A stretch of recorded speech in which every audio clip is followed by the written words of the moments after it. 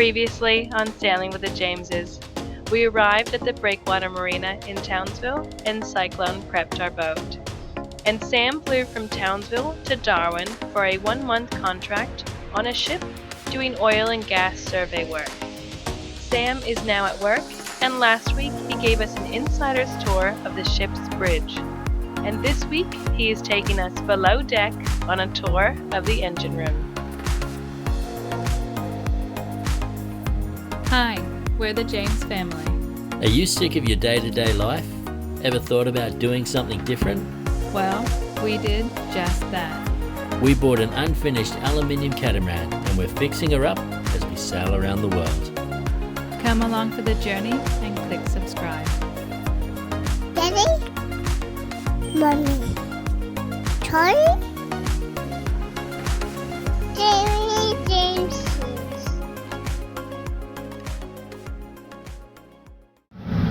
So with the engine rooms on this ship, the only way to access it is to come out on the engine and go down these companionways here. Now, the engine rooms are 2 stories, so we're not talking about the first story we're climbing down now. So I'll show you. We come on down to the first level. And again, we're just getting things organized. So we've got a bilge manifold there.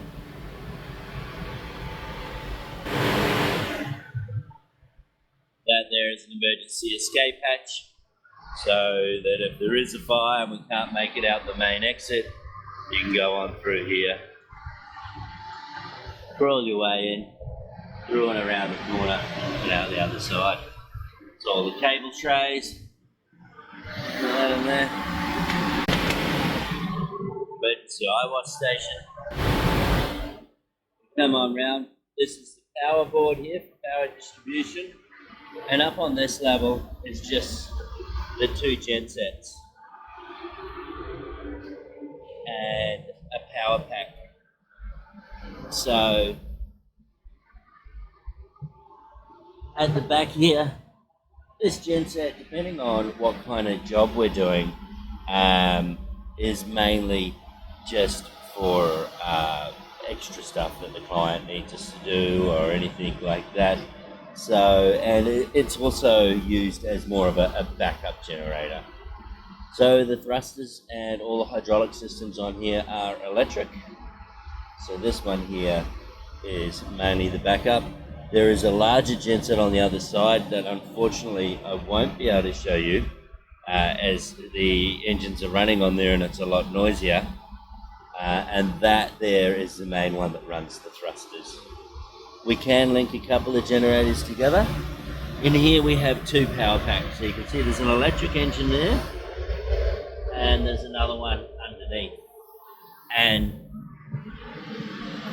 what they have on the end of it is just hydraulic pumps. And so these run either the A-frame, the crane, or the winches on the deck. The thrusters are electric, they're not hydraulic. We've got the exhaust systems that are going overboard there for the different engines. The big one from the bottom is from the main engine, and the main engine is located below us on a whole nother deck. This here is one of the ship's auxiliary motors. Unfortunately, like I said, the one on the other side is running, and the reason that it's running is because they can't provide enough shore power to run all the systems on here. We're up in Darwin, it's extremely hot. We have pretty much every aircon running, so yeah, it does use a considerable amount of power. Now what we have over here is changeover controls for gensets. So basically we can do seamless transfers. So with AC power, it runs up and down, up and down, up and down. And if you get another genset coming on where it's opposite, you can do a lot of damage to your electric engines. So this way they sync them up so that both of the waves are all in sync and then change over. And you don't even know that we're changing gensets. And we've got some monitoring systems up here. And then we come on through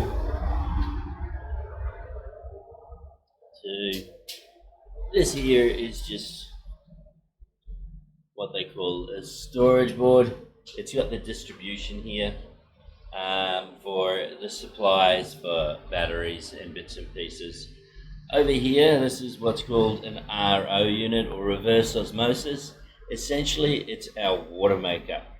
So it doesn't quite look like the ones that you find on Pleasurecraft because space isn't an issue for us, but maintenance and servicing is. So we always put it in a place where we get the easiest access to drop them off, change the membrane and things like that. That is more of a priority to us than having it fitting in a small place. So with this one here, we've got different types of filters. We've got what's called bag filters, which is a primary filter, which gets the leaves and a lot of the larger stuff out, and then you go down to the finer filters from there. The pump does get quite hot, so this fan is just going on. That's the main pressure pump there, the secondary pressure pump. The primary pressure pump is down on the lower levels, and over in the corner here you can see this is just all grey water piping systems going to our treatment plant, which is downstairs. This here is hot water. There is 2 big cylinders here and another 2 big cylinders on the other side. And what happens is it's got a circulatory system. So this is always pumped around the boat at all times with a pump keeping it circulating, so that when you turn your tap on in your room, it doesn't take ages for the hot water to leave here and go all the way to where your showers are located throughout the ship. If the water is always circulating, then there's always hot water running right past your tap, and away you go, and it gets hot straight away. It helps us save a considerable amount of water. On a boat like this, we only have 14,000 litres of water, which may sound like a lot, but it's not. So it's very normal when you say you can have up to 27 clients on board to be using about 5,000 litres a day. So we do try and restrict it. We've just swapped the shower heads over to water savers just to try and reduce the amount of water we do go through. But yeah. Now, this here is our treatment plant. So it's quite a small one, but it does have separate chambers inside of it. And then one of them picks it up, minces it, it goes into the tank. Then here, this is basically just an aerator that blows bubbles when it's working. And basically what the bubbles do is help the cultures inside the tank work, and then it'll go into a separate chamber, and the separate chamber has a chlorine dose, and then a chlorine dose, and then overboard. Here is one of our filters. That's a sand filter there. That is for the water maker. So it's one of the primary filters. You go down over here, that there is the primary pump for the water maker. As I said, it was down lower, so it's below the water line, and then the actual water maker needs the primary pump to go through the filtration system, then on up to the bag filters into the next level, because that's above the water line. So this vessel at the moment is drawing about 2.2 metres, so the water line's probably up where the floor is there. And then over the other side, we've got basic freshwater pumps and things like that. This here is a bilge pump because it's for an engine room. It also has a filter here, and this is in case there's any oil or anything like that. And various pipe works that are all labelled from there. But we'll head back on up. We'll go back to the main engine room, and we'll show you the main engines, which is down on the other level there. Yeah. Alright, so through the storeroom door.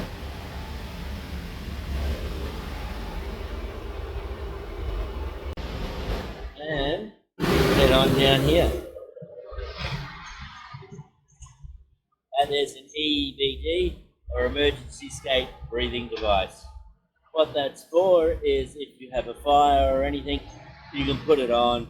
It'll last a few minutes and get you out of the danger zone.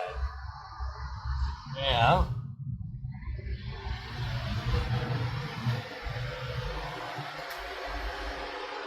This is where the main engine is here. We've got a remote control panel going down various intakes with breathers on it, breather pipes, and then down here, this is one of the thrusters. So that there is an electric engine, and it runs through to a PTO, and that PTO shaft runs out the back to the thruster, the stern thruster on this side. It's the same on the other side of the engine, and yeah, all electric, and the main power plant for that is actually the same size as the main engines. It's quite large. These engines here are coming up to 25,000 hours. That's when they start to look at replacement and rebuild. Over here you've got, because the thrusters use so much power, they've got their own control board and own isolation switches. And this here is what's called a VFD. That's a variable frequency device. It's a fairly old one. They come a little bit smaller than that nowadays. That's a very large.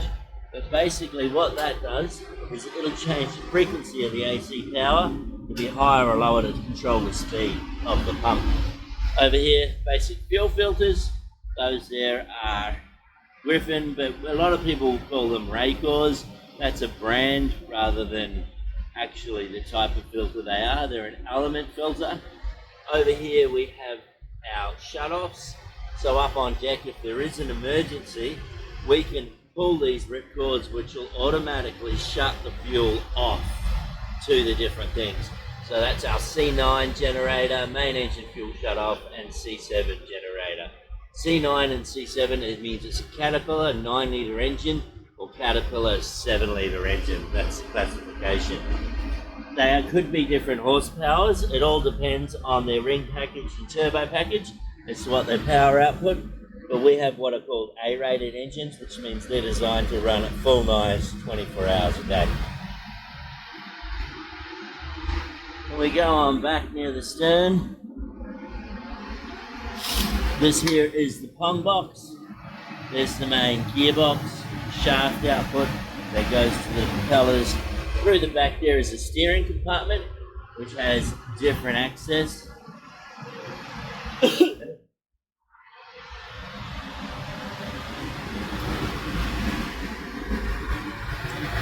And that there is the main engine.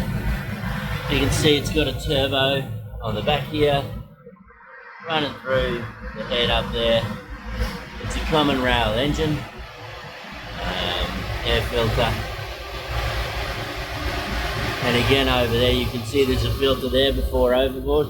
That is to stop any oily water going, and any oily water going overboard. And there's a camera in the back corner there, so we can monitor these engines when we are steaming along. There's a camera up on the other deck as well, so at any time we can sort of change cameras and have a look and see what's going on here. And the main valves, and then the breathers running up the top. The reason there's breathers is in case you have air in the system. At the top of the box there, all that does is bleed the air out and go up to the deck before the water goes off to the different systems. This one here, when I am an engineer, is one of my favorite things. So this is a small oil transfer pump, this thing here. So basically what you can do if you're going to do an oil change, you can hook the hose from the bottom of the engine up to here and pump the oil out, and then pump the new oil in. And same with the gearbox. It makes servicing so much simpler and easier. Yeah, that is a very basic engine room tour of a small catamaran. Thank you so much for watching. If you are enjoying our videos and would like to help support us making videos and content, consider becoming a Patreon. The link is in the description below. And don't forget to click those like and subscribe buttons, and we will see you all next week.